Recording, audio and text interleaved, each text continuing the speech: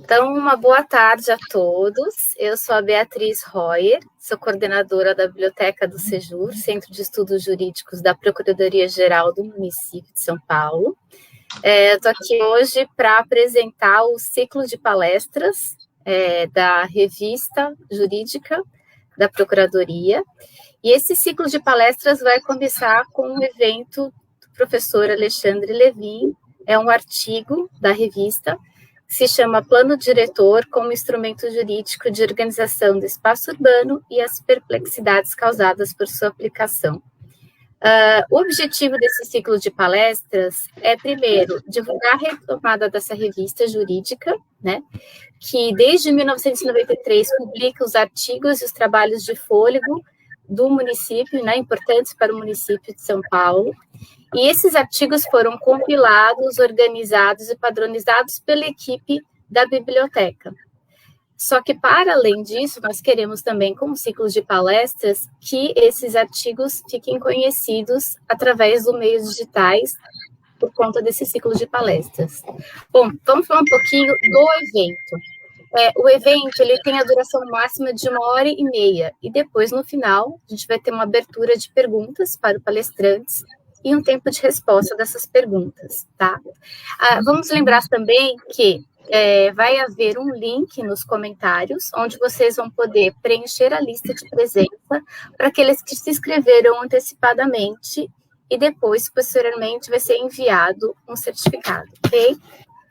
Bom, então agora eu vou falar um pouquinho do nosso palestrante, doutor Alexandre Levin. Ele é mestre e doutor em Direito Urbanístico pela PUC de São Paulo, professor do curso de especialização em Direito Administrativo do COGEAI, PUC São Paulo, professor de Direito Administrativo e Ambiental no curso de graduação da Escola Paulista de Direito e é procurador do município de São Paulo.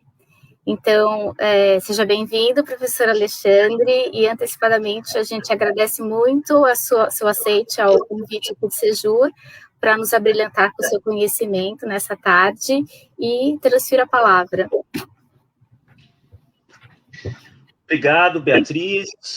Primeiramente, gostaria de cumprimentar a todos e todas aqui que me assistem.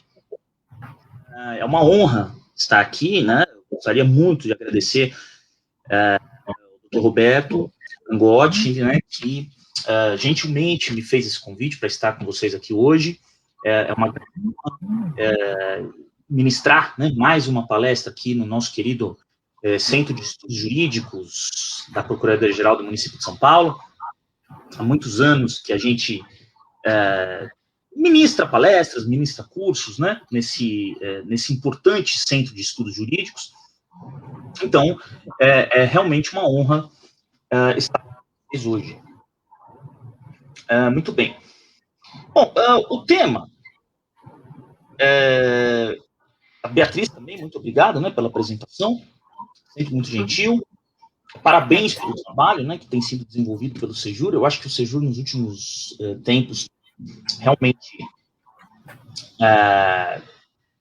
feito um excelente trabalho de ressurgimento da revista da PGM, que é uma revista tão importante, né, um acervo já tão rico, com tantos artigos de renomados juristas publicados. Então, acho que é uma excelente iniciativa do Centro de Estudos Jurídicos, sob a direção do Dr. Roberto Angotti, e o trabalho brilhante que tem sido feito pela Beatriz e pelo todo o pessoal do Sejur. Bom, hoje, plano diretor, você sabe que esse ano nós iniciaremos uma... Deixa eu ajeitar aqui, isso, sim, está melhor. Nós iniciaremos o processo de revisão do plano diretor. Vocês sabem que o município de São Paulo iniciará o processo de revisão do plano diretor, que foi editado em 2014. Nosso último plano diretor do município de São Paulo é 2014, né? Você vê como passa rápido o tempo, nós já estamos revisando um plano diretor que parece que acabou de ser feito. Nem foi implementado ainda na sua integralidade, nem foi discutido ainda na sua integralidade, e já está na hora de revisar esse plano. Enfim, o Estatuto da Cidade manda. A cada 10 anos, o plano diretor tem que ser revisado, né? Tem que ser revisto, melhor dizendo. Então, na verdade, a revisão de um plano diretor é um novo plano diretor. Você não... dificilmente você vai conseguir alterar só alguns eixos, alguns pedaços do plano diretor. Na verdade, o que nós tivemos no município de São Paulo foi o primeiro plano diretor lá de 2004, depois de 2 anos, de 2014, de 2002, né, perdão, depois teve o plano diretor das subprefeituras, né, em 2014, em 2004, mas o plano diretor estratégico é de 2002, depois em 2014, um atrasozinho aí de 2 anos, claro que isso é perfeitamente normal, né, o processo de revisão precisa começar em 10 anos, mas não obrigatoriamente vai ser feito em 10 anos, exatamente em 10 anos, porque são muitas discussões, muitos interesses que envolvem a edição de um plano diretor, mas o primeiro foi lá em 2002, depois tivemos agora de 2014 e já estamos iniciando a revisão desse plano de 2014. Uma coisa realmente incrível, como o tempo passa rápido, e como ainda há uma série de dúvidas a respeito desse atual plano diretor em vigência. Como eu disse, vários dispositivos novos, várias regras novas que ainda não foram devidamente discutidas, devidamente implementadas. Acho que muitas inovações foram feitas no plano de 2014, e é um plano que foi feito com muita discussão, com muito estudo. É muito difícil você convergir tantos interesses que são envolvidos na edição de um plano diretor de uma cidade como São Paulo, a maior metrópole do país, e a edição do plano diretor e da lei de zoneamento. Eu trato como se fosse a mesma coisa, plano diretor e lei de zoneamento, né? A lei de zoneamento, obviamente, está incluída no plano diretor, ou a lei de zoneamento tem que ser feita com base no plano diretor. Então, é basicamente a mesma legislação. Em São Paulo, nós tivemos o plano diretor em 2014, depois a lei de zoneamento do solo urbano em 2016. Mas eu vou tratar como um conjunto normativo só, tá? Plano diretor barra lei de zoneamento. Então, vocês sabem que a lei de zoneamento, ela influi diretamente na estrutura da cidade, na organização urbana da cidade, influi diretamente no mercado imobiliário. Eu falei mercado mobiliário, né? Mercado imobiliário, e no mercado mobiliário também, porque tem, enfim, tem edição dos PACs nas operações urbanas associadas, mercado mobiliário também, enfim. Mexe na economia como um todo da cidade. Essa é a verdade, né?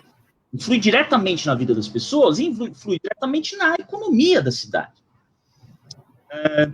Zoneamentos de bairros podem ser alterados, isso pode contrariar interesses específicos da população que mora ali, né?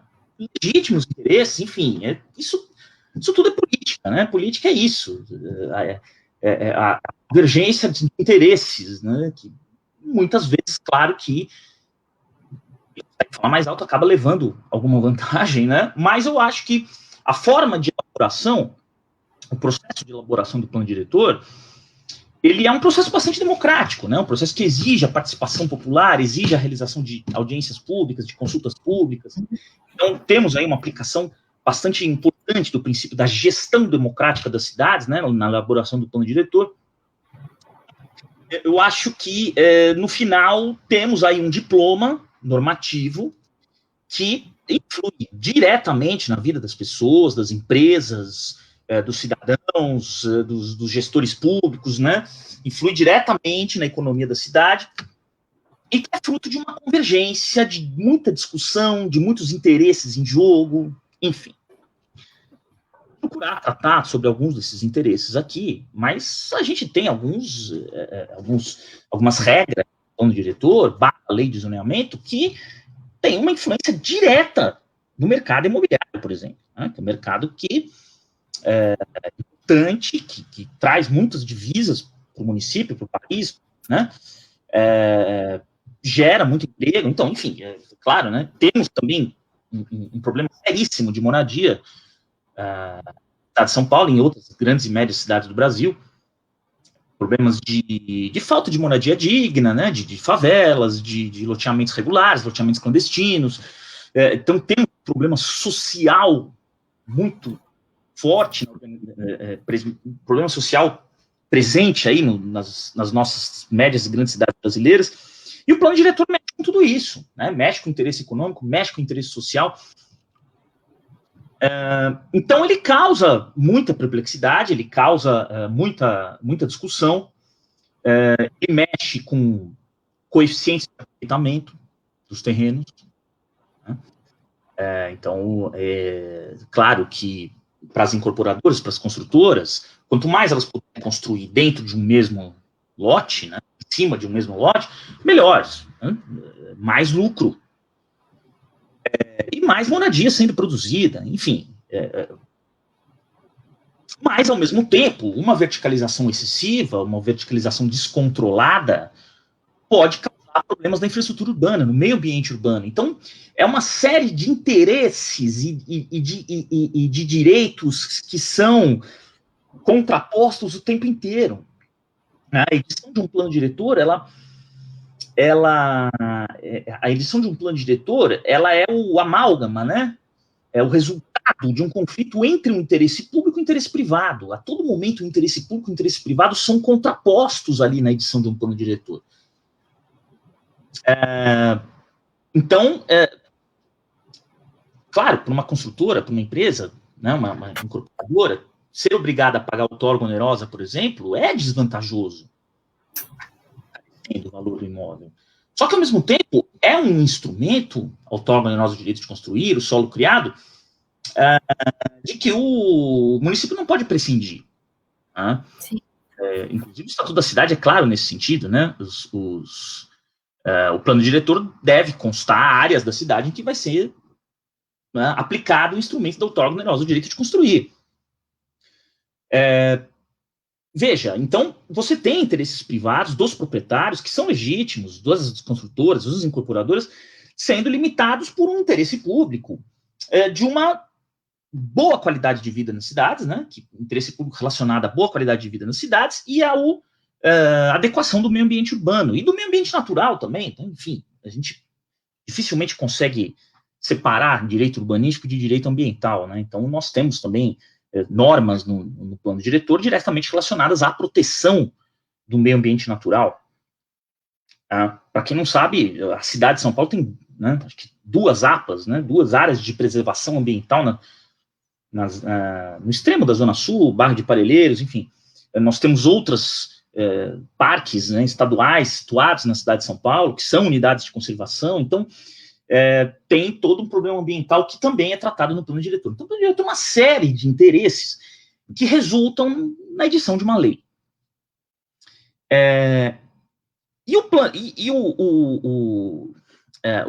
A lei que institui o plano diretor, né, quando a gente fala em plano, a gente acha que é algo que, é um plano que eu tenho, e se der certo, deu. Se eu quiser, eu sigo, se eu não quiser, eu não sigo. Não. O plano diretor é uma lei municipal, que impõe obrigações, que impõe metas, que precisam ser cumpridas. Caso não sejam, precisa dizer por que não foi cumprida. Que influi diretamente no direito de propriedade, como eu já disse. Né? Se eu sou um comerciante, eu tenho um comércio, o plano diretor diz que a zona agora é só residencial, ou o contrário, isso vai influir diretamente ali no direito de propriedade. Então, o plano diretor é uma lei que, em muitos casos, limita o exercício do direito de propriedade, impõe utilização compulsória mínima. Então, assim, quando eu falo em plano, não é um plano assim, traçamos um plano, vamos ver se a gente atinge os nossos objetivos. Não, o plano diretor é uma lei. E é interessante porque ela ainda hoje, causa uma certa perplexidade na sua aplicação. Por quê? Eu acho que, não sei se todos aqui que me assistem são da área jurídica, acho que alguns devem ter arquitetos, urbanistas aqui nos assistindo, gestores públicos, enfim, servidores que atuam na área, que não são da área jurídica, servidores municipais, das subprefeituras, das secretarias, enfim. Mas a gente está acostumado no direito brasileiro, com uma hierarquia de normas. Uma hierarquia. Então, nós temos no topo da hierarquia a Constituição Federal. Como se fosse uma pirâmide, né? Nós vamos dar uma pirâmide. Para fazer uma alusão aqui à pirâmide de Kelsen, né? Tão famosa, tão comentada. Então, nós temos no topo da pirâmide a Constituição. Depois nós temos as leis ordinárias. As leis ordinárias. E as leis infraconstitucionais e as suas várias espécies, né? Leis complementares, medidas provisórias, enfim, leis ordinárias. Abaixo das leis, nós temos os decretos, que são os atos normativos expedidos pelo Poder Executivo, pelo chefe do Poder Executivo, prefeito, governador, presidente. Abaixo do decreto, nós temos as portarias dos secretários, nós temos as ordens internas, enfim, né? As ordens normativas dos órgãos colegiados. Né? E abaixo desses atos administrativos abstratos, nós temos atos administrativos concretos. Né? Decretos de desapropriação, autos de multa, apreensão de mercadoria ilegal, licença para edificar, o habites, enfim, nós temos os atos administrativos e as sentenças judiciais, né, que devem obediência a todas essas normas hierarquicamente superiores, né? Então, um auto de multa lavrado numa subprefeitura tem que obedecer a portaria, que tem que obedecer o decreto, que tem que obedecer a lei, que tem que obedecer a Constituição. Tá? Então, essa ordem que nós estamos acostumados, essa ordem hierárquica, em que um ato normativo encontra o fundamento de validade no ato administrativo, no ato normativo superior. Né? O fundamento de validade, a validade de um ato administrativo, é encontrada no decreto, que por sua vez é encontrada na lei, e que por sua vez é encontrada na Constituição. Né? Então, um ato normativo encontra o seu fundamento de validade no ato administrativo superior. Com o plano diretor não é assim. Aliás, não é só com o plano diretor, é qualquer lei que impõe um plano. Qualquer lei que impõe uma planificação. Qualquer lei que impõe uma planificação, ela não segue esse esquema que nós estamos acostumados de hierarquia de normas. Não segue. Quando eu falo em plano, e não é só plano diretor, é o plano plurianual, é a lei de diretrizes orçamentárias, é a lei de orçamento, a lei orçamentária. São planos. O que é o PPA? É o plano plurianual. É um plano de despesas de capital e de despesas de serviços, de despesas continuadas, que vai valer por 4 anos. A cada ano é editado uma LDO, que é um plano também, né, que vai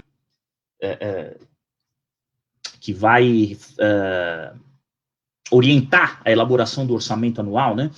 Então, assim, nós temos outros planos, nós temos a previsão no Estatuto da Metrópole, por exemplo, do plano diretor metropolitano, né, o plano diretor para toda uma região metropolitana, né, plano diretor para toda a Grande São Paulo, para toda a Grande Rio, para toda a Grande Belo Horizonte. Enfim, esses planos todos, típicos de uma atividade administrativa de planificação, né, que acabou surgindo lá com a evolução com a criação do Estado Social, né, com a passagem do Estado liberal para o Estado Social lá nos meados do século XX, que o Estado passou a intervir mais na economia, né, passou a intervir mais na ordem econômica por meio de planos. Então, a partir daí surgiram esses planos que passaram a ser veiculados por meio de lei. Então, o plano se transformou numa lei. O plano que era meramente indicativo, vamos tentar seguir, se não der a gente não segue, não, agora é obrigatório. Só que ele não segue essa lógica hierárquica. Não segue. Por quê? Vamos pensar no plano plurianual. O plano plurianual é uma lei ordinária. E a LDO deve obediência ao PPA, ao plano plurianual. E a LDO é uma lei ordinária também. E a lei orçamentária é uma lei ordinária que deve obediência à LDO e ao PPA. Veja, são instrumentos normativos, são leis que estão na mesma escala hierárquica. Não estão numa pirâmide, uma superior à outra, não. São leis que estão na mesma escala hierárquica. Com o plano diretor também é assim. Inclusive, o plano diretor faz parte, né? Inclusive, isso está previsto expressamente no Estatuto da Cidade, o plano diretor faz parte desse conjunto de normas de direito financeiro, de normas orçamentárias, né? PPA, LDO, lei orçamentária e plano diretor. São 4, digamos assim, diplomas que devem ser adequados uns aos outros, né? Então, o município de São Paulo tem um PPA, cada ano edita uma LDO, a cada ano edita uma lei orçamentária e a cada 10 anos edita um plano diretor que tem que estar de acordo com essas outras leis. E veja, são leis editadas pela Câmara que, a princípio, têm a mesma escala hierárquica, estão na mesma hierarquia de normas. Então, olha que coisa interessante, né? Se eu edito, vamos supor, tem um plano diretor em vigência, um plano diretor, uma lei de zoneamento lá em vigência, estabelecendo o coeficiente de aproveitamento, estabelecendo os usos cabíveis naquela zona da cidade. Tá? Aí vamos supor que 2 anos depois da edição da lei do plano diretor e da lei de zoneamento, vou tratar como se fosse uma coisa só, é publicada uma lei, editada uma lei ordinária, votada por meio de um processo legislativo na Câmara Municipal, que modifique o plano diretor. Veja, essa lei é inválida. Essa lei é inválida. Uma lei publicada da mesma hierarquia do plano diretor. O plano diretor é uma lei ordinária, votada na Câmara Municipal, sancionada pelo prefeito. A não ser que as leis orgânicas definam de outra forma, né? Mas a princípio é assim. Quando eu digo leis orgânicas prevejam de outra forma, eu estou me referindo ao quórum, né, de votação, quórum maioria qualificada, é simples, enfim. Mas é na mesma escala hierárquica ali. O plano diretor, a lei de zoneamento e as outras leis de ordenação do espaço urbano, na mesma escala hierárquica. Só que essa lei, que é editada pós-plano diretor, se ela contrariar o plano diretor, ela é inválida. Aí vocês vão falar, não, mas peraí, mas está na mesma escala hierárquica. Lei posterior revoga a lei anterior. Né? Não tem nas leis lá sempre escrito revoga suas disposições em contrário? Quer dizer, se a lei é posterior, ela revogou a lei anterior. Por que o plano diretor não é assim? Por que o plano diretor não é assim? Né? Não tem cronologia de normas? Se é uma norma da mesma escala hierárquica, a norma posterior vai revogar a anterior. Com o plano diretor não é assim.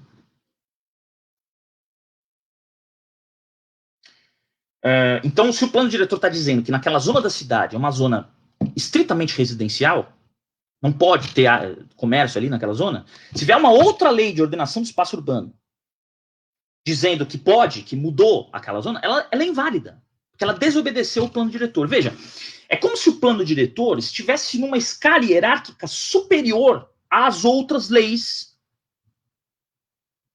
de direito urbanístico, às outras leis de ordenação do espaço urbano. Veja a perplexidade que causa isso. Por que tudo isso?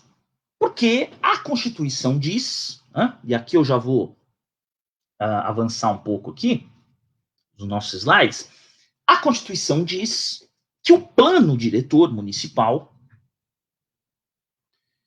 é o instrumento básico de política urbana lá no artigo 182 da Constituição Federal.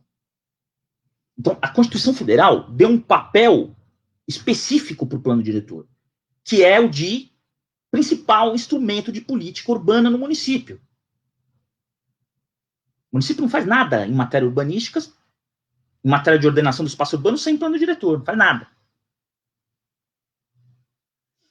Então, quando a Constituição disse isso, o que ela quer dizer? Ela quer dizer, olha, as outras leis de ordenação do espaço urbano, as outras leis que criam outorga onerosa, regulam o direito de preempção, criam operações urbanas consorciadas, as outras leis devem obediência ao plano diretor, que é uma norma da mesma escala hierárquica.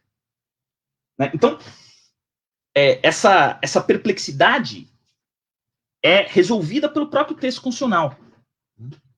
A própria Constituição deu à lei municipal que institui o plano diretor uma supremacia em relação às outras leis de ordenação do espaço urbano.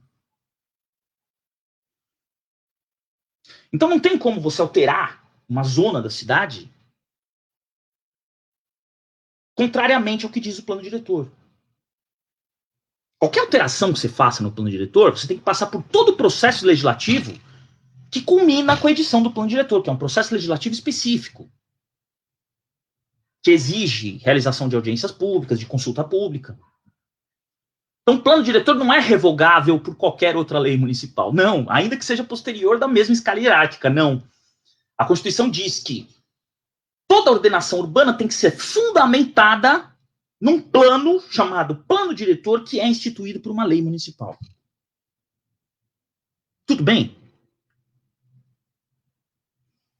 Qualquer dúvida, eu estou à disposição, hein, pessoal?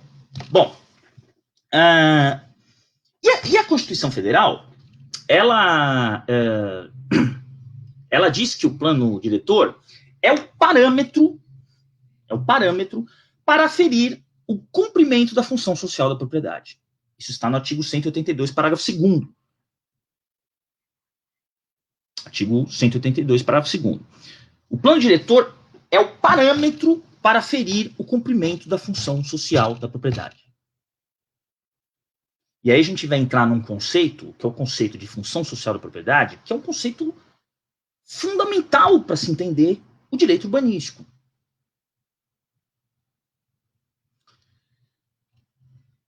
O que significa função social da propriedade? A propriedade não é mais um direito absoluto.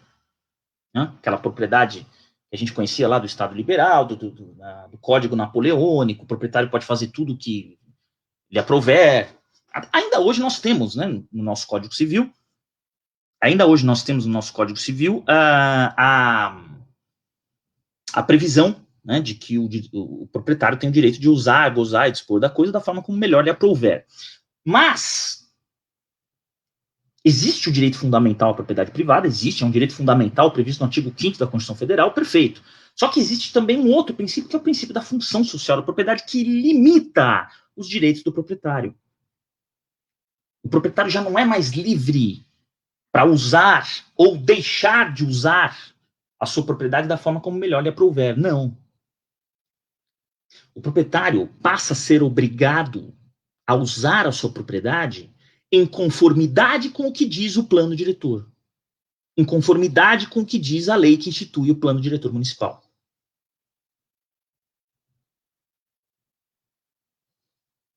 Então eu, como proprietário de um imóvel, posso usar esse imóvel, posso usar o meu lote da forma como melhor, da forma como eu quiser. Se eu quiser construir um prédio ali, se eu quiser um sobrado, um comércio, enfim, desde que esse uso esteja de acordo com o que diz o plano diretor. E veja, não só em matéria de zoneamento, porque o zoneamento já é as leis que instituem o zoneamento já são mais antigas, até do que a Constituição Federal. Nós tivemos leis de zoneamento no município de São Paulo, em outros municípios, anteriores à Constituição Federal e ao seu artigo 182, que regula a política urbana, né, na Constituição Federal, artigo 182. Mas agora, pós-Constituição Federal, o plano diretor passa a impor obrigações de utilização do imóvel,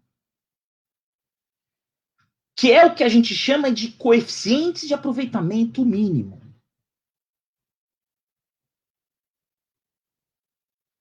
Então eu, proprietário, a partir da edição do plano diretor, só posso usar a minha propriedade de acordo com o que diz a lei de zoneamento, de acordo com o que, se eu for construir, de acordo com o que diz o Código de Obras. Só posso dar um uso comercial se ali for uma zona comercial, só posso dar um uso industrial se ali for permitido o uso industrial. Mas eu tenho também que utilizar o meu terreno dentro de um coeficiente de aproveitamento mínimo, que está previsto no plano diretor. Então, em determinadas áreas da cidade, o plano diretor impõe um coeficiente mínimo, por exemplo, de 2. Coeficiente de aproveitamento mínimo 2. Tá? Depois, se vocês tiverem curiosidades, consultem o plano diretor municipal, que está na internet, né, aqui de São Paulo, vocês vão ver lá os quadros, os anexos, com os coeficientes de aproveitamento mínimo para cada área da cidade.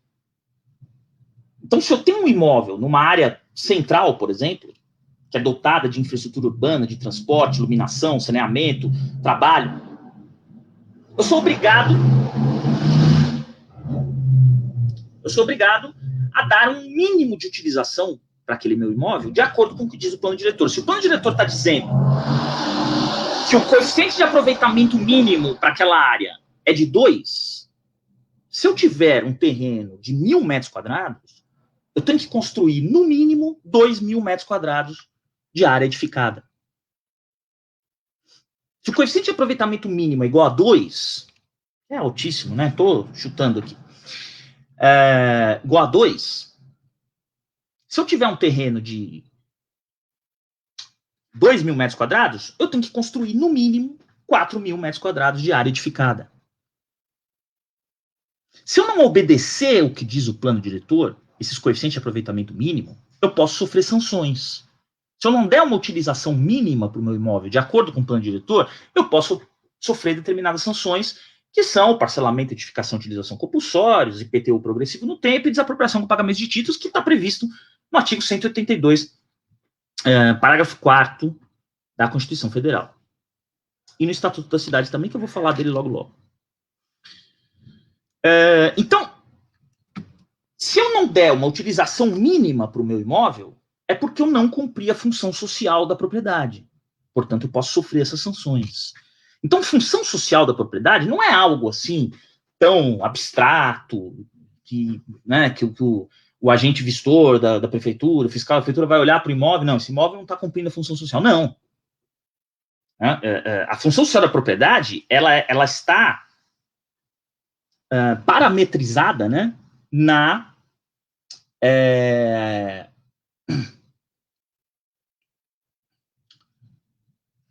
sim, tudo bem, Letícia, tranquilo, fica tranquilo. Ela está parametrizada no plano diretor.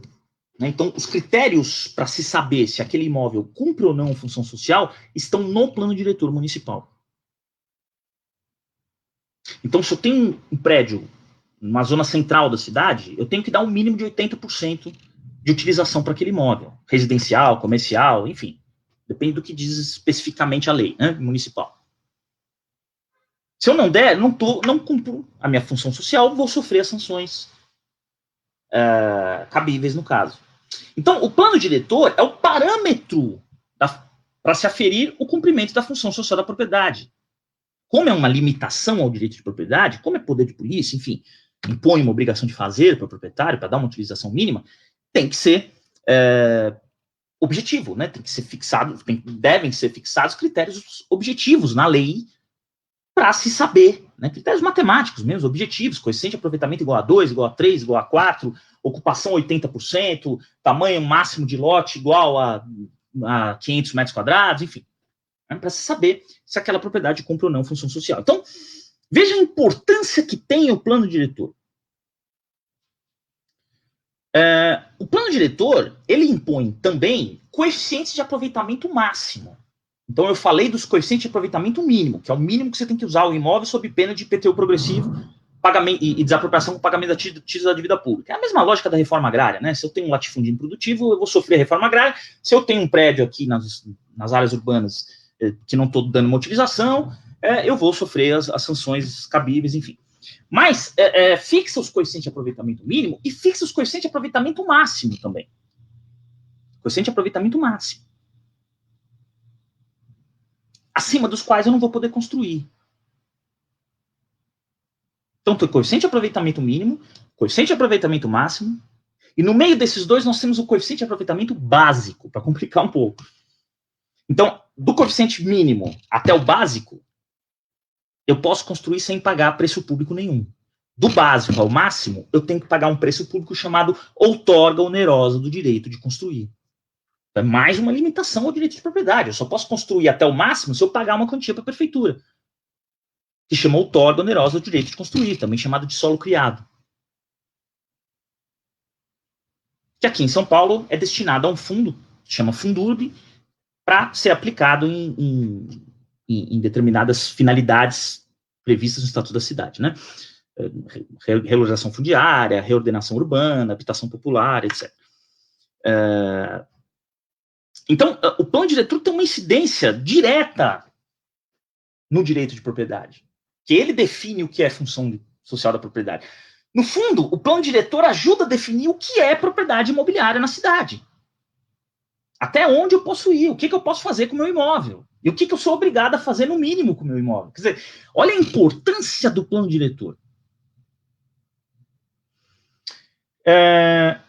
Além disso,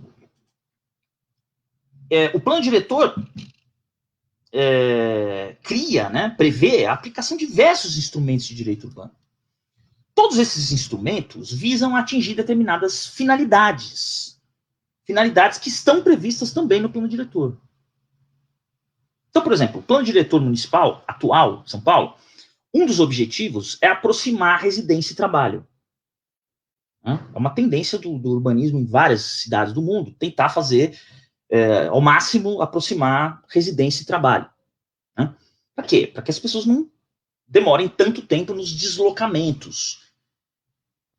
Certo? Nós temos áreas da cidade periféricas, sem atividade econômica nenhuma, que servem só como cidades dormitório, e áreas centrais da cidade, polos, zonas de centralidade específicas em que estão concentradas toda a atividade econômica.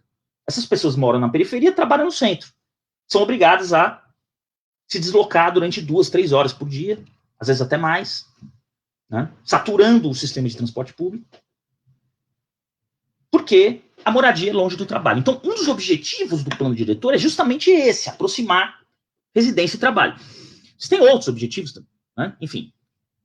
E para isso existem determinados instrumentos de política urbana que podem ser aplicados. Por exemplo, a outorga onerosa.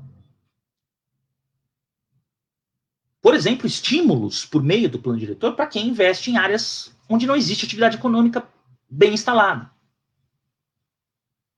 O plano diretor pode, por meio das suas prescrições, criar coeficientes de aproveitamento mínimo maiores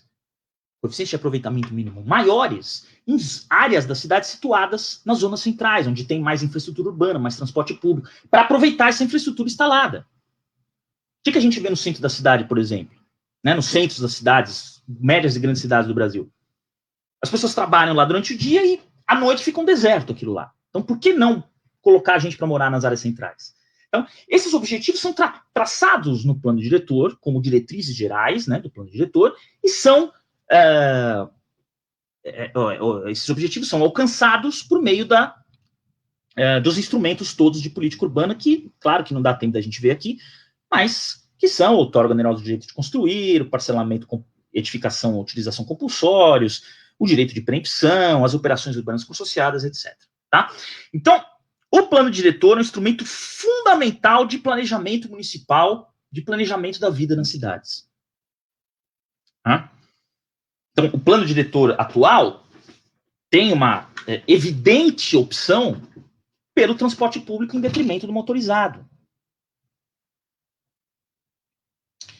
Pela existência de fachadas ativas, que são aqueles prédios residenciais que têm um comércio embaixo, ou prédios comerciais que têm uma área de uso comum embaixo, com restaurantes, com lojas, com comércio, enfim. Então, esses objetivos todos são atingidos por meio desses instrumentos, por exemplo, o outorga onerosa do direito de construir. Olha, outra observação importante que está aqui na tela: o plano diretor deve englobar todo o território do município. Isso também causa uma certa perplexidade. Ou seja, o plano diretor, de acordo com o artigo... só abrir um parênteses aqui, muitos de vocês já sabem, mas nós temos uma lei federal, que na verdade é uma norma geral de direito urbanístico, que chama-se Estatuto da Cidade, que é essa lei que está aí no slide para vocês, a Lei 10.257 de 2001. 10.257 de 2001, que traz uma série de regras sobre como o plano diretor tem que ser editado, inclusive, conteúdo mínimo do plano diretor, etc., lá no artigo 39 e seguintes. Né? E no artigo 40, o Estatuto da Cidade, que é uma norma geral de direito urbanístico, nós estamos num Estado federal, né? Num Estado federal nós temos um tipo de competência que chama competência concorrente. A União edita normas gerais, estados e municípios normas suplementares. Então, o Estatuto da Cidade seria uma norma geral, E o plano diretor seria uma norma suplementar que deve obediência às diretrizes gerais do Estatuto da Cidade. Aí sim nós temos hierarquia de normas. Se o plano diretor descumprir o que diz o Estatuto da Cidade, ele é inválido nesse ponto. Mas, enfim. Mas não nas outras leis da mesma instância, da mesma escala hierárquica no que diz respeito ao urbanismo, né? Mas o plano diretor deve englobar o território do município como um todo. Artigo 40, parágrafo 3º. Artigo 40, parágrafo 3º do Estatuto da Cidade. Tanto zona urbana como zona rural. Você fala, mas peraí, a gente está falando aqui de direito urbanístico, não estamos falando de direito rural, né? Quer dizer, por que o plano diretor tem que englobar a zona rural da cidade também, né? Os municípios, vocês sabem, são divididos em zona urbana e zona rural. O município de São Paulo tem zona rural, todos os grandes e médios municípios do Brasil têm zona rural ali. Né? Às vezes a zona rural é maior que a zona urbana, e às vezes, né, muitas vezes é o contrário. Mas o plano diretor tem que englobar também a zona rural. Por quê? Porque existe uma interligação evidente de interesses entre a zona urbana e a zona rural da cidade. Inclusive, a cidade, quando ela vai crescer, né, o que significa quando a cidade cresce? O que significa uma zona urbana que cresce? Significa a realização de loteamentos em áreas rurais. Imóveis rurais, glebas, fazendas que são transformadas em bairros. Processos de loteamento, que a gente chama. Que tem toda uma lei geral, federal e leis municipais que disciplinam o assunto, né? Lei Federal 6766 de 79, enfim. Então, a zona urbana cresce em direção à zona rural. Esse crescimento não pode ser descontrolado. As zonas de expansão urbana, que são aquelas zonas em que pode ser transformado área rural em área urbana, também devem estar previstas no plano diretor. Então, o plano diretor cuida de tudo, inclusive da expansão da zona urbana em relação à rural. Muitas vezes você tem áreas de preservação ambiental nessas zonas rurais, você tem parques, unidades de conservação nessas zonas rurais, então você tem que ter um crescimento limitado. Então, mais uma limitação do direito de propriedade. Né? Quer dizer, se eu tenho uma propriedade rural, por que eu não posso lotear? Opa, peraí, você só vai poder lotear se esse seu imóvel tiver numa zona de expansão urbana que é definida no plano diretor. Então, você vê a importância que o plano diretor tem, né, como instrumento de política urbana, instrumento fundamental básico de política urbana. O município é o principal ator da política urbana e o principal instrumento é o plano diretor, dos quais todos os outros instrumentos saem. Todas as outras leis que regulam instrumentos previstos no plano diretor devem estar em acordo com o que diz o plano diretor. Tá? Bom,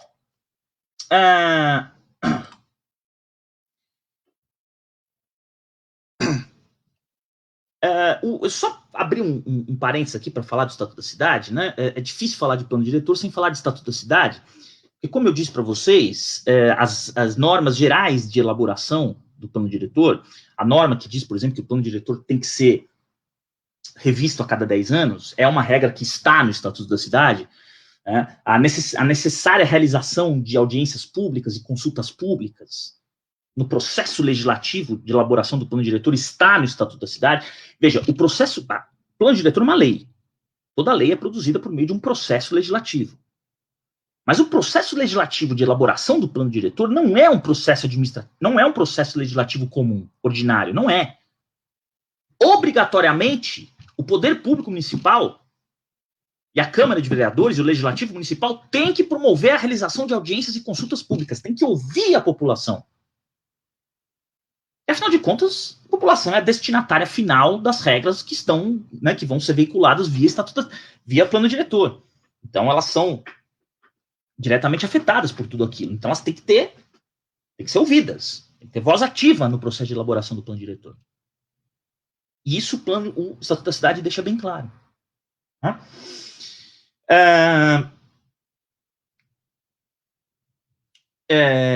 Outra coisa importante prevista na Constituição Federal e no Estatuto da Cidade são as funções sociais da cidade. Né? Então, a função social da cidade, veja, o plano diretor e esses instrumentos de planificação todos, eles são decorrências do desenvolvimento de um método de urbanismo,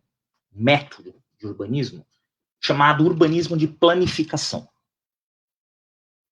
Veja, o urbanismo de planificação, na verdade, é bastante antigo, né? Nós temos cidades romanas, nós temos cidades na Antiguidade Oriental que eram construídas por meio de planos de obras, de construção, onde é que vai ser o sistema de saneamento, onde é que vai ser a sede do governo, onde é que vão ser as moradias. Só que é claro que, por uma área determinada da cidade, claro, né? Claro que esse urbanismo de planificação, ele teve um desenvolvimento mesmo pós-Segunda Guerra Mundial. Né? Especialmente por meio de alguns urbanistas, como, por exemplo, o mais lembrado entre eles, Le Corbusier. Então, esse urbanismo de planificação, ele pegou.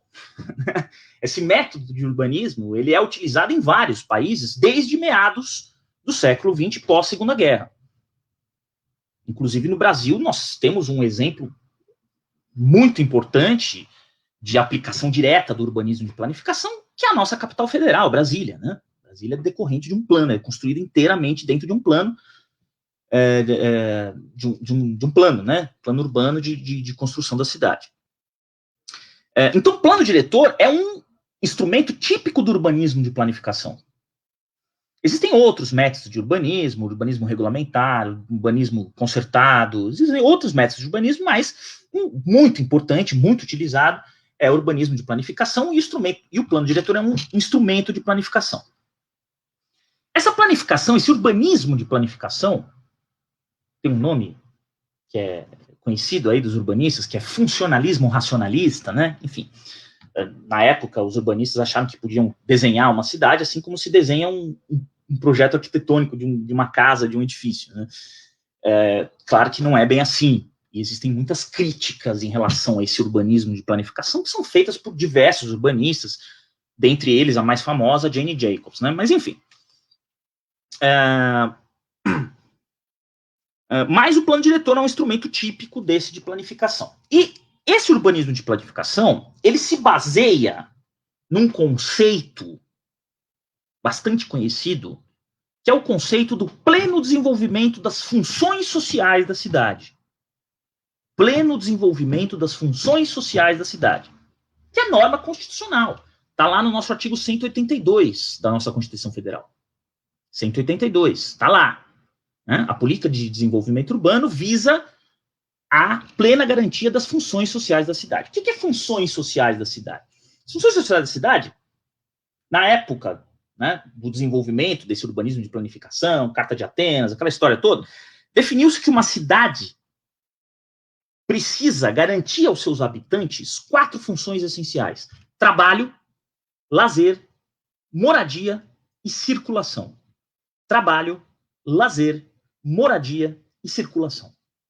Claro que depois foram acrescidas outras funções sociais. Né? Hoje, os planos diretores têm uma abrangência tão grande, falam inclusive de saúde, de educação, de um monte de outros assuntos, além desses. Mas o básico são esses: garantir uma circulação eficiente, sistema de transporte público, sistema de calçadas, né, para pedestres, sistemas para pessoas com deficiência, né, circularem. Então, tem todo um problema de circulação importantíssimo, por meio de vários modais de transporte, né, que tem que ser utilizados. Temos um problema de lazer, né, então, o urbanismo de planificação se preocupa com o lazer nas cidades, criação de parques, de áreas públicas de uso comum, gratuitas, né, para a população ter lazer, a população que não pode, muitas vezes, pagar, né, por um clube, por exemplo, né, ter áreas públicas de lazer. Trabalho, né, desenvolvimento econômico. O plano diretor, como eu já disse, está diretamente relacionado com o desenvolvimento econômico, porque ele fixa as atividades econômicas que podem ser exercidas em cada zona da cidade. E moradia, né, moradia digna. Moradia digna. Então, nós temos um problema seríssimo de moradia, de habitação no Brasil, um déficit habitacional enorme, uma parte considerável da população vivendo em condições precárias, sem saneamento básico, em favelas, loteamentos clandestinos, ocupações das mais variadas, em costas de morro, muitas vezes causando risco de vida para elas e para o meio ambiente. Né? Então, enfim, uma situação gravíssima que a gente conhece do nosso... da nossa política habitacional. Enfim, então, o plano diretor, ele como instrumento de planificação, de urbanismo de planificação, ele precisa se preocupar com a efetivação dessas funções sociais da cidade. Então, se a gente lê o plano diretor, né, os principais objetivos dele são esses: garantir habitação digna, por meio de estímulos à construção de habitações populares, ou por meio de utilização de imóveis abandonados, ou por meio da arrecadação de bem vago, ou por meio da regularização fundiária, enfim. Lazer, vão garantir espaços na cidade que vão ser destinados a lazer, né, praças, parques, várias atividades culturais. Trabalho, né, buscar estimular o desenvolvimento econômico de áreas especialmente mais pobres, periféricas da cidade, e a circulação. Né? Então, por isso que o plano diretor tem tantas regras relativas à circulação e à utilização de imóveis de uma forma a aproximar trabalho e moradia. Certo? Então, o plano diretor precisa estar atento para o cumprimento das funções sociais da cidade, porque ele é um instrumento de urbanismo de planificação, e o urbanismo de planificação é baseado no pleno desenvolvimento dessas funções sociais da cidade, tá? Muito bem. Não, como eu já disse para vocês, o Estatuto da Cidade prevê essas regras gerais para elaboração e conteúdo da lei municipal que institui o plano diretor. O plano diretor é um instrumento básico de política de desenvolvimento e expansão urbana, isso está na Constituição Federal, artigo 182, parágrafo 1º, e ele deve ser, né, elaborado de acordo com o que diz o Estatuto da Cidade. As regras gerais de elaboração, o conteúdo mínimo do plano diretor devem seguir o que diz o Estatuto da Cidade. Mas o Estatuto da Cidade não desce a detalhes. Quem vai dizer os detalhes mesmo de como a ocupação do solo vai se dar é a lei que institui o plano diretor. É o principal instrumento de política urbana. Né? A lei, o Estatuto da Cidade, ele uniformiza em todo o território nacional a forma de criação, obrigatoriedade, conteúdo mínimo do plano diretor. Mas quem diz como a cidade vai se organizar mesmo é o plano diretor, a lei municipal. O município é o principal ator na política urbana, de exercício da política urbana. O município que conhece o poder público municipal que conhece as suas realidades, os seus problemas, né? A vocação do município, se o município tem uma vocação turística, uma vocação industrial, uma vocação de serviços, certo? Então, se é um município que tem muita área de proteção ambiental, enfim, então o plano diretor tem que ser confeccionado, elaborado de acordo com a realidade de cada urbe, de cada cidade, tá? Mas é importante, né, a gente lembrar que, já que o plano diretor é um instrumento fundamental, básico de política urbana, conforme diz a Constituição Federal, nós precisamos lembrar sempre que incide em matéria de legislação urbanística o princípio da reserva de plano. O princípio da reserva de plano. Então, fechando, né, aquele contexto da perplexibilidade, da confusão que causa, né, a validade, a relação do plano diretor com outras leis, a gente precisa lembrar que a lei que institui o plano diretor é requisito de validade de toda a legislação municipal sobre ordenação do território. Então, toda a legislação municipal sobre ordenação do território deve ser editada com base no que diz o plano diretor. Então, se o município resolve editar uma lei para criar uma operação urbana consorciada, precisa ver se o plano diretor deixa. Precisa ver se existe a previsão de operação urbana consorciada para aquela área da cidade. Se a lei municipal quer criar outorga onerosa, precisa ver se ela criou de acordo com o que diz o plano diretor. A forma de cálculo que está no plano diretor, com as áreas da cidade em que pode ser aplicado o instrumento. Se a lei municipal resolve usar o direito de preempção, a transferência do direito de construir, ela é uma lei que tem que ser editada de acordo com o que diz o plano diretor em razão da reserva de plano, em razão do plano diretor ter uma força maior, uma força normativa superior às outras leis da mesma escala hierárquica. Tá? Então, eu não posso sair editando leis em matéria urbana em desacordo com o que diz o plano diretor, ainda que seja uma lei do mesmo nível hierárquico, em razão do princípio da reserva de plano. Tudo bem?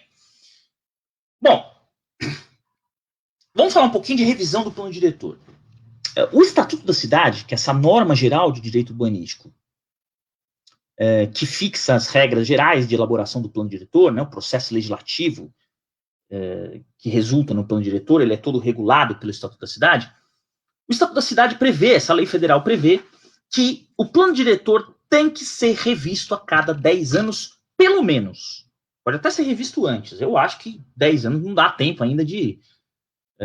menos de 10 anos, então, né, não dá tempo de chegar a nenhum objetivo traçado pelo plano diretor. Mas, enfim, se o município quiser revisar antes dos 10 anos, pela lei, pelo Estatuto da Cidade, ele pode.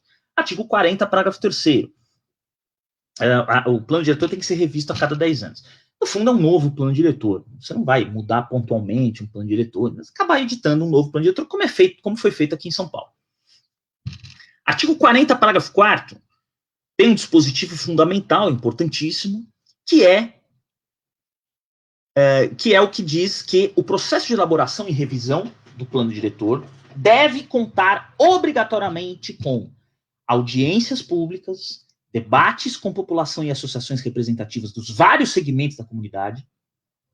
Então, nessas audiências públicas, nessas consultas públicas, hoje em dia, claro que a gente usa muito a internet, né, para os planos todos urbanísticos, as leis em matéria de direito urbanístico estão disponibilizadas no site das prefeituras, com um espaço para dar palpite, para dar sugestões para todo cidadão, para que todo cidadão possa participar. Inclusive, existem julgados, né, inclusive do TJ aqui de São Paulo, de outros tribunais de justiça, que dizem, e a doutrina também diz isso com bastante clareza, não é só chegar lá na audiência pública, ou via internet, se for uma reunião virtual, e apresentar os PowerPoints lá do novo plano diretor, vai ser assim, assim, assado, tudo bem? Não. Precisa abrir espaço para discussão, abrir espaço para debate, abrir espaço para sugestão dos vários segmentos da cidade, da sociedade. Porque senão, se não for dada uma abertura para que vários segmentos da sociedade participem da elaboração do plano diretor, setores específicos vão acabar influindo diretamente nas regras previstas no plano diretor, nas novas regras do plano diretor. Então, você não pode fazer uma audiência pública só com representantes do mercado imobiliário. Você não pode fazer uma audiência pública só com representantes dos empresários ou dos moradores de determinado bairro ou de associações de moradores de outros bairros. Não, você tem que buscar ouvir a população toda. Afinal de contas, o plano diretor vai trazer vai influir na vida de todos os habitantes da cidade, e não só daqueles segmentos específicos diretamente interessados. Então, não adianta fazer audiência pública só pro forma. Apresentação do PowerPoint, vai ser isso assim, tá bom? Não, tem que dar espaço para discussão. Se o poder público não aceitar essas sugestões, ele tem que justificar por meio de seus técnicos, de seus arquitetos, urbanistas, gestores públicos que vão participar da elaboração do plano diretor. Isso o município de São Paulo fez bem, né, nos 2 planos diretores que ele editou. Teve uma participação popular efetiva. Claro, talvez não a ideal, mas efetiva, sim. Vários segmentos da sociedade foram consultados, né, deram os seus palpites, né, as suas sugestões. E a gente, lendo o plano diretor, a gente vê que a gente consegue perceber, lendo o plano diretor, que vários interesses foram ali, né, conjugados. A gente vê claramente que, isso aqui com certeza foi algo proposto pelo mercado imobiliário, isso aqui com certeza foi proposto pelos órgãos de luta pela moradia, enfim, isso aqui com certeza foi proposto por alguém setor do transporte público, né? Isso é claramente visível. Né?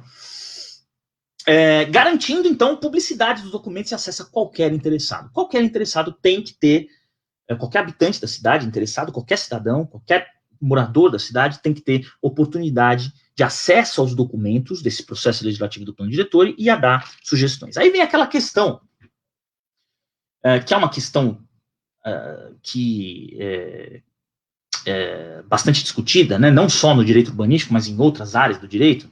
A gente tem obrigatoriedade de audiências públicas não só no plano diretor, mas em outras leis, né? Então, os editais de parceria público-privada precisam ser levados à consulta pública, contratos administrativos de valor muito alto precisam ser levados à audiência pública. Então, nós temos outras regras que impõem a realização de audiências públicas. O EIA-RIMA, né, tem que ter a participação popular em audiências públicas, né, o estudo de impacto ambiental. Mas essa discussão, então, permeia todas essas regras que impõem a realização de audiências públicas. As decisões tomadas nas audiências e consultas públicas vinculam o poder público? Então, o poder público, quando ele vai apresentar uma sugestão de alteração do plano diretor, fala, olha, essa zona da cidade aqui eu vou fazer, era estritamente residencial, eu vou transformar em zona mista. Aí vai lá os habitantes os moradores daquela região falam, não, isso não pode virar zona mista, vai prejudicar muito a qualidade de vida ali do bairro, vai aumentar muito o coeficiente de aproveitamento, vai criar incomodidades. Não queremos isso. O poder público é obrigado a aceitar? Vamos supor que isso seja decidido por maioria numa audiência pública.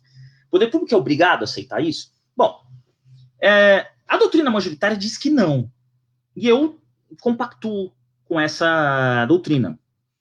Eu acho que o poder público municipal, como o guardião, né, do interesse público, pode perfeitamente dizer que não vai acatar aquela sugestão. Mas ele precisa motivar por que ele não vai acatar. Né? Então, quando eu falo em gestão democrática da cidade, quando eu falo em orçamento participativo, né, tem muitas leis municipais que impõem a elaboração de orçamento por meio de consultas públicas, eu tenho que ouvir a população, eu tenho que dar uma satisfação para a população, tenho que dizer por que eu não vou acatar aquelas sugestões. Certo? Inclusive com um eventual direito de réplica, enfim, tá? Então, as decisões das audiências e consultas públicas não vinculam necessariamente o poder público, mas ele precisa motivar, dizendo por que ele não vai acatar, certo?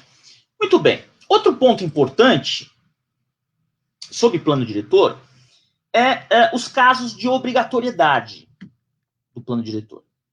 Né? Então, em quais municípios obrigatoriamente precisam contar com a existência de um plano diretor? Pela Constituição Federal, pelo artigo 182, parágrafo 1º, apenas cidades com mais de 20 mil habitantes, apenas municípios com mais de 20 mil habitantes, melhor dizendo, né, precisam contar com a existência de plano diretor. Precisam ter um plano diretor. Apenas municípios com mais de 20 mil habitantes. Isso está na Constituição Federal.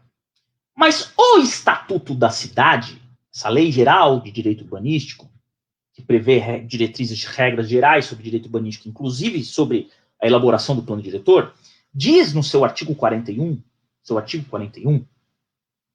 que municípios integrantes de regiões metropolitanas e aglomerações urbanas também devem ter plano diretor obrigatoriamente, também precisam editar uma lei municipal que institui plano diretor.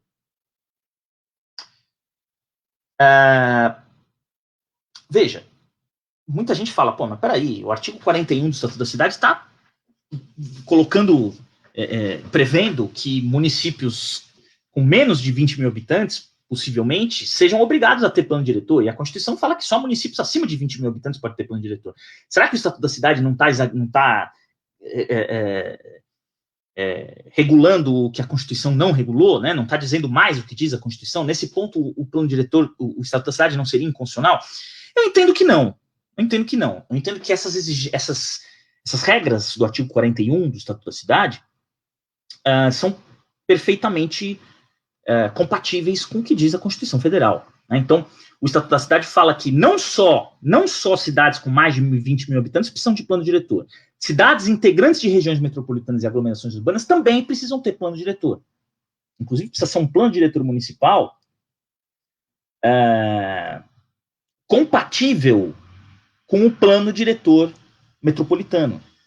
Que as regiões metropolitanas, e aglomerações urbanas, né, Grande São Paulo, Grande Rio, Grande Porto Alegre, Grande Recife, Grande Salvador, enfim, as várias regiões metropolitanas que foram criadas antes da Constituição por lei federal e depois da Constituição de 88 por leis estaduais, elas precisam contar com um plano diretor metropolitano. Está previsto no Estatuto da Metrópole, Lei 13.089 de 2015. E é um plano diretor que vai regular a ordenação urbanística de todas as cidades que compõem aquela região metropolitana. Então, se a gente pensar na Grande Rio, por exemplo, né, nós temos lá o município de Rio de Janeiro, Duque de Caxias, Niterói, São Gonçalo, enfim, né, os municípios que compõem a Grande Rio. Então, cada município precisa ter um plano diretor específico, municipal, e a região metropolitana como um todo vai ter um plano diretor metropolitano veiculado por lei estadual. Né? Como vai atingir mais de um município, aí é o Estado que edita a lei, é o Estado do Rio de Janeiro, Estado de São Paulo, Estado de Minas Gerais, que cria, por lei complementar, as regiões metropolitanas e edita também as leis, os planos diretores metropolitanos. Então, veja, o plano diretor municipal tem que ser editado em conformidade com o que diz o plano diretor metropolitano. Claro que o plano diretor metropolitano não vai descer a minúcias sobre utilização do espaço urbano de cada município, porque não é competência dele. A região metropolitana, quando ela é criada para prestação de serviços públicos que vão estar diretamente relacionados, né, vão ser diretamente relacionados com todos os municípios que compõem a região metropolitana. Então, o plano diretor metropolitano vai se preocupar com transporte intermunicipal, coleta de resíduos de vários municípios, às vezes tem um aterro comum para vários municípios, sistema de saneamento básico, que muitas vezes você tem um manancial que serve vários municípios, né? Esses municípios de região metropolitana são todos conurbados, todos grudados uns aos outros, né? Questão de circulação, né? A construção de um anel viário, enfim. Então, essas regras, essas políticas que vão atingir mais de um município podem estar no plano diretor metropolitano. E o plano diretor tem que ser editado pensando também no que diz o plano metropolitano. Tá? Mas as cidades integrantes dessas regiões metropolitanas e aglomerações urbanas precisam contar com um plano diretor. Não vou entrar muito na diferença entre região metropolitana e aglomeração urbana, mas basicamente a região metropolitana tem uma metrópole, polo, sede, né, São Paulo, Rio de Janeiro, Porto Alegre, Salvador, Recife, Belém, né, e a aglomeração urbana não tem uma cidade metrópole, tem uma cidade principal, aglomeração urbana de Piracicaba, enfim, Sorocaba, tem outras aqui espalhadas aí pelo Brasil, mas não tem um polo, uma cidade polo. Onde o poder público pretende utilizar os instrumentos de parcelamento, utilização e edificação compulsórios previstos lá no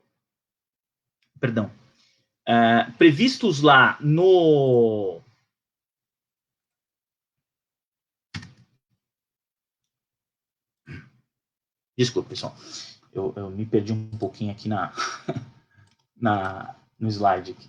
Só um pouquinho, peraí.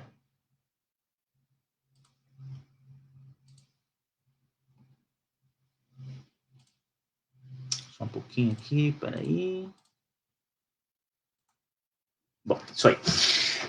Então, onde o município pretende utilizar os instrumentos de parcelamento e edificação compulsórios, previstos lá no artigo 182, parágrafo 4º, também é necessário a criação do plano diretor, que, afinal de contas, como eu disse, é o plano diretor que vai fixar os coeficientes de aproveitamento mínimo.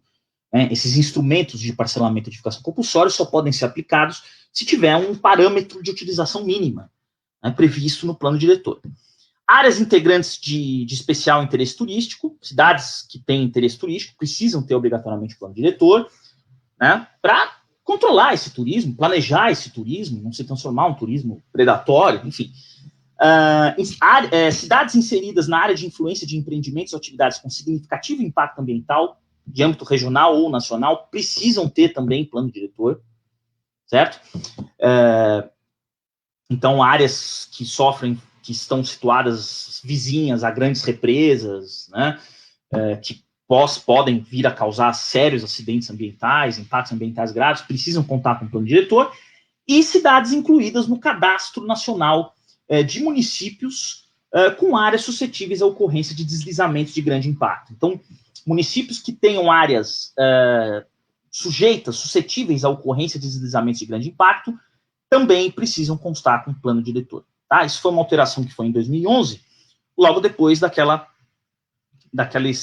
tragédia, né, que ocorrida nas cidades que compõem a região serrana do Rio de Janeiro, né, Teresópolis, Petrópolis, que teve todo aquele problema de deslizamento de terra, aquela catástrofe, né, ambiental e urbana ali que ocorreu nas cidades, né. Depois disso, foi modificado o Estatuto da Cidade para incluir que os municípios, as cidades que estão incluídas no Cadastro Nacional de Municípios com áreas suscetíveis à ocorrência de deslizamentos, inundações bruscas ou processos geológicos ou hidrológicos correlatos precisam ter plano diretor. Obrigatoriamente precisam contar com plano diretor. Tudo bem? Bom, não sei se alguém tem alguma dúvida, né? Estou vendo aí que já estamos 20 para 7, né? Temos mais 20 minutos. Se alguém tiver alguma dúvida, tiver alguma pergunta, estou à disposição, tá? Se não, também posso continuar. Temos mais um tempo, tenho mais algumas observações a serem feitas, mas fiquem à vontade se quiserem fazer algum tipo de pergunta, algum tipo de questionamento. Tudo bem? Nesses minutos finais, quem quiser fazer alguma observação, alguma pergunta, fiquem absolutamente à vontade, certo? Tá? Podem me interromper, fazer perguntas, eu acho que eu recebo aqui pelo chat, né? Ou a Beatriz me encaminha, tá? Mas não tem mais nenhuma observação, tem mais uns minutinhos aí, eu vou acabar com algumas, Beatriz, tem alguma pergunta? Fazer alguma observação? Eu gostaria de estar colocando aqui algumas perguntas que o pessoal colocou, né? Não. Tá bom? Certo. Dá uma olhadinha aqui, pessoal do grupo. Perdão, acho que eu acabei me estendendo demais, mas vamos lá. Vamos lá. Só um instantinho, que eu vou pegar com o pessoal aqui.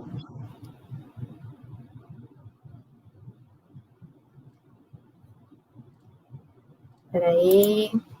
Sim, olha, a primeira pergunta que nós temos aqui é da Larissa Carvalho Trindade. Ela pergunta assim: sendo o plano diretor uma lei, qual o papel e quais os limites de atuação enquanto exercício profissional dos arquitetos e urbanistas de uma prefeitura na sua elaboração e na sua aplicação? E depois ela comenta assim, uma vez que trata não apenas de termos e temas jurídicos.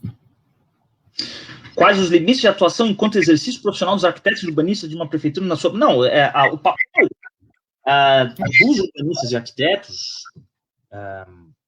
dos órgãos diretamente ligados à elaboração do plano diretor, né, Secretaria Municipal de Desenvolvimento Urbano, hoje Secretaria Municipal de Urbanismo e Licenciamento, né, o pessoal do urbanismo, o pessoal da Secretaria de Subprefeituras, então todos os órgãos municipais diretamente ligados, né, ao processo de elaboração do plano diretor, precisam contar com arquitetos e urbanistas que trabalharão na elaboração do texto do plano diretor. Então, assim, a função do arquiteto, do urbanista, dos engenheiros, dos geólogos, dos agrônomos, como serviços, né, que compõem a administração municipal, é um papel fundamental. Eu diria que mais fundamental ainda do que o papel do jurídico, né, de cada município. Então, antes de ser um diploma jurídico, o plano diretor é um plano urbano, é um plano que vai mexer com a ordenação urbana, coordenação urbanística. Então, os arquitetos, engenheiros, geólogos, sociólogos, economistas têm que ser ouvidos. Né? O debate sobre a elaboração do plano diretor é um debate muito interdisciplinar. É uma matéria que envolve diversas disciplinas, um trabalho conjunto de técnicos de várias áreas, né? E da população também, né? Quer dizer, os técnicos do município não têm resposta para tudo. Muitas vezes eles vão optar por uma diretriz que talvez não seja mais adequada. Para isso, vamos ouvir a população. Para isso, tem a gestão democrática das cidades. Então, papel fundamental, né? De arquitetos, engenheiros, geólogos, agrônomos, enfim, economistas, sociólogos, certo? Certo. Aí tem mais uma outra pergunta, que é do Lenis Scato. Ele pergunta assim: numa cidade como São Paulo, que tem um crescimento desordenado, qual é o papel do gestor em relação ao plano diretor quanto às ocupações e outras ocupações? Numa cidade como São Paulo, que tem um crescimento desordenado, qual é o papel do gestor em relação ao plano diretor quanto às ocupações e outras ocupações? Sim, veja, nós temos diversas áreas nas grandes e médias cidades brasileiras ocupadas irregularmente, né? Como nós temos um problema de moradia muito sério no país, as pessoas não têm onde morar, vão ocupar áreas que estão vazias. Na maior parte das vezes, essas áreas são áreas públicas. São áreas públicas. E a gente sabe que muitas vezes a administração pública acaba descuidando ali do seu patrimônio e tal, e acaba invadindo. Mas muitas vezes são áreas privadas também, prédios abandonados nas áreas centrais da cidade, etc. Veja, como uma das funções sociais da cidade é a moradia digna, o plano diretor tem que obrigatoriamente contar com um capítulo exclusivo sobre habitação.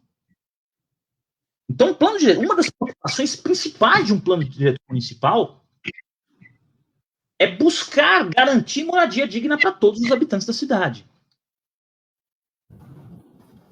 Isso é feito por meio de construção de habitação popular? Também. Né? Programas nacionais do governo, Minha Casa Minha Vida, né? Mas é feito também por processos de regularização fundiária. Então, esses processos de regularização fundiária que vão ser utilizados pelo município para resolver essa questão habitacional, que muitas vezes acaba decorrendo numa questão ambiental também, que nós temos áreas de mananciais, por exemplo, ocupadas, né, encostas de morro ocupadas, enfim, além de uma questão social gravíssima, né, é uma questão ambiental também. E essa tem que ser obrigatoriamente uma preocupação do plano diretor. O plano diretor tem que definir, por exemplo, ZEIs, zonas de interesse, zonas especiais de interesse social, destinadas à habitação de baixa renda, certo? Isso é importante até para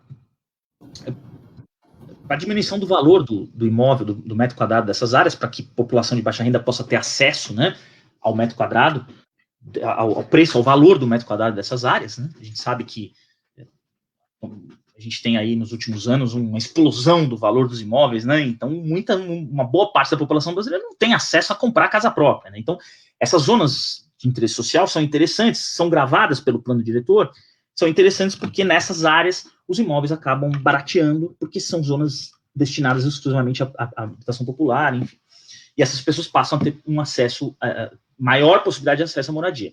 E as favelas, os loteamentos clandestinos, loteamentos regulares, podem ser objetos de instrumentos de política urbana que estão, todos eles, previstos também no plano diretor.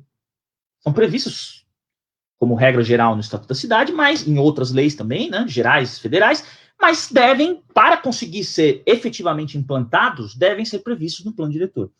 Concessão de uso especial para fim de moradia, concessão de direito real de uso, enfim, áreas sujeitas a direito de preempção, e vários outros instrumentos que podem ser de legitimação de posse, legitimação extraordinária, enfim, que podem ser utilizados na regularização dessas áreas. Mas é uma preocupação que o plano diretor tem que ter. Tá? Uma das funções primordiais de um plano diretor, quando a gente fala em readequação do espaço urbano, é garantir moradia digna para os seus habitantes. Né? Isso é feito também por meio dos processos de regulação fundiária que vão regularizar essas ocupações, essas áreas ocupadas. Vão regularizar essas áreas, vão dar um título de propriedade para essas pessoas, ou vão dar um direito à outorga da concessão de uso dessas áreas. As pessoas vão ter uma segurança da posse, devidamente registradas em cartório, né, com aquele imóvel no seu nome regularizado, devidamente registrado no cartório de imóveis, na matrícula do imóvel, vai poder obter financiamentos, melhorar as condições, né, de habitação ali da sua moradia, né? Melhoramentos urbanos vão poder chegar nessas áreas, sistemas de telefonia, sistemas de saneamento básico, de eletricidade, coleta de lixo. Então, é muito importante que o plano diretor se ocupe com os processos de regularização dessas áreas, né, dessas áreas ocupadas por população de baixa renda que não tem onde morar, né? Mas a gente não pode, o plano diretor não pode fingir que as favelas não existem, né? Apesar delas não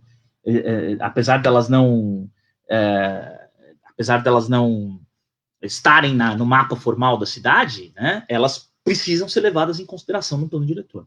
E transformadas em bairros, transformadas em áreas urbanas regularizadas. Ok, a gente tem aí mais uma pergunta, né, que veio dos comentários. É do Luiz Carlos Pontes Gouveia. Ele coloca assim: o senhor poderia repetir a bibliografia mencionada anteriormente, a qual faz uma análise crítica sobre o modelo de urbanismo de planificação, por favor? Sim, claro. Posso colocar aqui no chat, né? Temos uma jornalista muito famosa, na verdade uma jornalista, né? A Jane Jacobs, que na década de 60, 70, né, uma americana, ela se preocupava muito com a questão urbana, e ela criticou o urbanismo de planificação. Ela tem um livro, né, Morte e Vida nas Grandes Cidades, né? Morte e Vida... Vocês conferem para mim o nome do livro aí na internet, mas acho que é Morte e Vida nas Grandes Cidades. Um livro fabuloso. Morte e Vida nas Cidades, agora não lembro, confundi a memória agora. Morte e Vida nas Grandes Cidades ou Morte e Vida nas Cidades, enfim. Um livro que virou um clássico do urbanismo, né? E é um livro que faz uma crítica direta a esse urbanismo de planificação, né? Morte e Vida de Grandes Cidades, desculpa, né? Morte e Vida de Grandes Cidades, obrigado. Ela fala o seguinte, olha, veja, o plano diretor também não pode ser um desenho, um projeto arquitetônico, meramente arquitetônico. Você não está construindo um edifício, uma casa, né, um prédio, né, você está construindo um clube, um ginásio de futebol, você está construindo uma cidade inteira. E a cidade tem uma vida própria. Você tem que levar em conta a espontaneidade do cidadão. Você tem que levar em conta que você não está mexendo só com projetos arquitetônicos, muros e tijolos, você está mexendo com a vida das pessoas. Então, muitas vezes, esse excesso de planejamento acaba dando errado. Esse excesso de planejamento acaba não se verificando na prática. Porque a realidade, né, da vida cotidiana impõe uma outra direção para aquilo. Por isso também que o plano diretor tem que ser revisto a cada 10 anos, não pode ser um plano diretor que vai durar 100 anos, porque a realidade das cidades muda. A gente está numa época de pandemia, por exemplo, que teve muita mudança na organização do espaço urbano, né? Muita gente trabalhando em casa, menos deslocamento casa-trabalho, escritórios, regiões centrais mais esvaziadas, né? A gente não sabe como é que vai ser exatamente no pós-pandemia, mas algumas consequências isso vai trazer. Então, o plano diretor precisa ser constantemente atualizado. Então, ela criticava, por exemplo, o excesso de planejamento. Você pega uma cidade, por exemplo, como Brasília, tem uma área lá residencial, uma área de hotéis, uma área de prédios públicos, uma área do governo, uma área de... Tudo muito segmentado. Isso fere o crescimento espontâneo, isso acaba criando cidades mais frias. Ela criticava, por exemplo, muito a construção desses conjuntos habitacionais, né, que são construídos no mundo inteiro, né, para servir de moradia popular. Ela criticava muito. Ela falava, olha, são conjuntos... É uma coisa assim, cinzenta, sem espontaneidade, sem vida, longe do trabalho das pessoas, longe do comércio. Isso acaba diminuindo a circulação de pessoas na rua, a pessoa obrigada a pegar carro para tudo, isso acaba trazendo uma consequência para a segurança pública também. Enfim, acho que se você tiver interesse, leiam esse livro, né, essa obra da Jane Jacobs, que é muito interessante, todo o raciocínio que ela faz de crítica ao urbanismo de planificação. Existem outros críticos do urbanismo de planificação, existem outros métodos de urbanismo, tem gente que pensa um urbanismo mais tecnocrático ainda do que os urbanistas de planificação, né? Tem métodos de cidade-jardim, por exemplo, tem outros conceitos que são muito criticados por esses urbanistas que querem um urbanismo mais espontâneo, digamos assim, menos planificado, menos tecnocrático.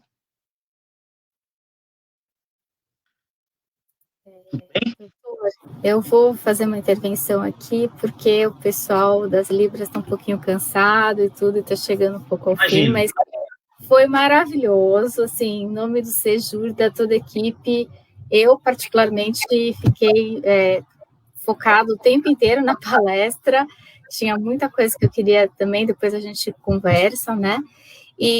Mas eu gostaria de fazer um agradecimento em nome de toda a equipe do Sejur, a você, né, e também dizer da felicidade que a gente tem de contar com uma equipe que é tão vocacionada para aquilo que a gente faz, né, então, assim, eu entendo que o Sejur, ele é uma equipe que tem os setores, mas todos eles estão interligados para trazer isso, informação, conhecimento, pesquisa, e tá divulgando isso para o público e também para que a gente possa trazer mais coisas para todo mundo e conhecimento a todos, informação a todos. Então, obrigada pela sua participação. Hoje foi o início de muitas palestras que virão aí pela frente e, de coração, eu, como atuo na equipe de Sejur, eu quero agradecer a todos. Eu não vou elencar o nome de todo mundo, mas sintam-se valorizados, porque eu tenho muito orgulho de fazer parte dessa equipe